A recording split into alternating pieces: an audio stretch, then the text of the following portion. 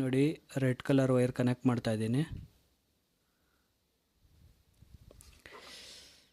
ನೋಡಿ red colour wire connect ಮಾಡಿದ್ದಾಯಿತು. ಇವಾಗ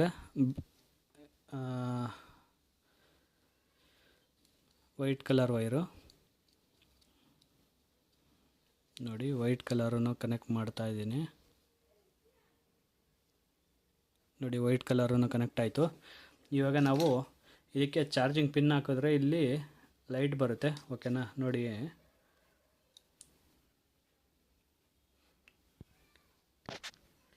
ಇವಾಗ ಚಾರ್ಜಿಂಗ್ ಪಿನ್ ಹಾಕಿದ್ರೆ ನಮಗೆ ಇಲ್ಲೆಲ್ಲೋ ಇಂಡಿಕೇಟ್ರ್ ಇದೆ. ಓಕೆನಾ, ಇಂಡಿಕೇಟ್ರ್ ಬರುತ್ತೆ, ಲೈಟ್ ಬರುತ್ತೆ.